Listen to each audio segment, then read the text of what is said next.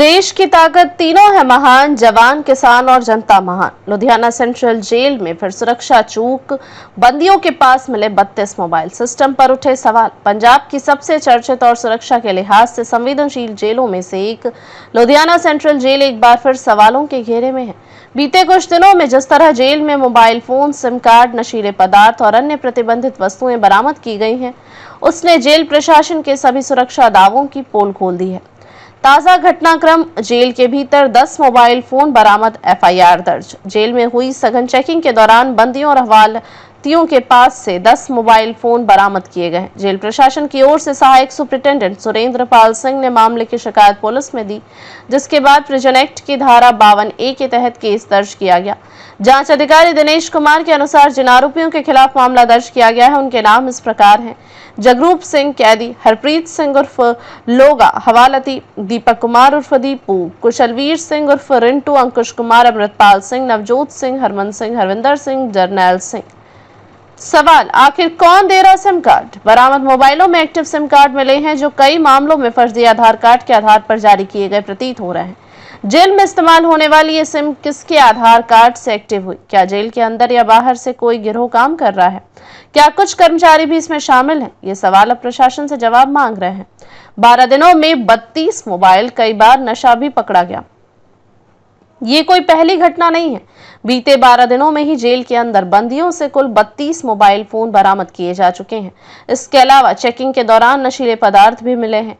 इससे स्पष्ट है कि जेल के भीतर या आसपास कोई ऐसा नेटवर्क काम कर रहा है जो नियमों की धज्जियां उड़ाकर कैदियों को प्रतिबंधित सामान मुहैया करवा रहा है। कुछ दिन पहले ही एक जेल कर्मचारी को रंगे हाथों मोबाइल सप्लाई करते पकड़ा गया था, जिससे साफ होता है कि जेल के भीतर मिलीभगत का जाल फैला हुआ है। जेल प्रशासन के दावे खोखले साबित।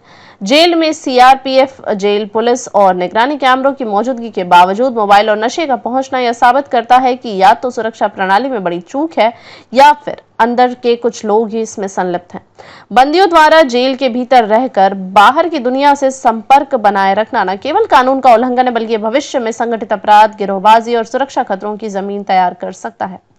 विशेषज्ञों की राय। जेल सुधार की जरूरत। विधि विशेषज्ञों और जेल सुधार विशेषज्ञों का कहना है कि लुधियाना सेंट्रल जेल का यह मामला पूरे राज्य की जेल प्रणाली के लिए एक चेतावनी है। डिजिटल निगरानी, जैमर की गुणवत्ता सुधार, कर्मचारियों की जांच और स्वतंत्र निगरानी एजेंसियों की नियुक्ति जैसी सख्त जरूरतें सामने आ रही हैं।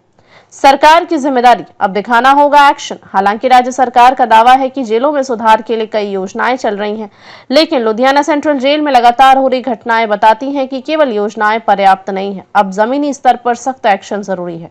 राज्य सरकार को चाहिए कि विशेष जांच टीम एसआईटी गठित की जाए, जो पूरे नेटवर्क की तह तक जाए। जेलों में एआई आधारित निगरानी कैमरे लगाए जाएं, सभी सिम कार्ड की केवाईसी जांच कराई जाए, संदिग्ध कर्मचारियों की सस्पेंशन व गिरफ्तारी में तेजी लाई जाए, जेलों में रैंडम रेड और बाहरी ऑडिट की प्रक्रिया चलाई जाए। निष्कर्ष, जेल की चार दीवारी के भीतर अपराधियों का साम्राज्य। लुधियाना सेंट्रल जेल से जो तस्वीरें और घटनाएं सामने आ रही हैं, वह बेहद गंभीर और चिंताजनक है। अगर जेल के अंदर ही अपराधियों को न सिर्फ मोबाइल बल्कि नशा और बाहरी संपर्क का साधन मिल रहा है, तो फिर कानून का भय खत्म होता जा रहा है। इससे न केवल जेल तंत्र बल्कि पूरी आंतरिक सुरक्षा व्यवस्था पर भी खतरे की घंटी बज चुकी है। यह कोई छोटी लापरवाही नहीं, बल्कि एक सिस्टमिक फेलियर है, जिसे अब और नजरअंदाज नहीं किया जा सकता। देखते रहिए स्वदेश स्पीक टीवी। लाइक, शेयर और सब्सक्राइब करना न भूलें। देश, लोकतंत्र और भविष्य की सबसे बड़ी खबरों के लिए।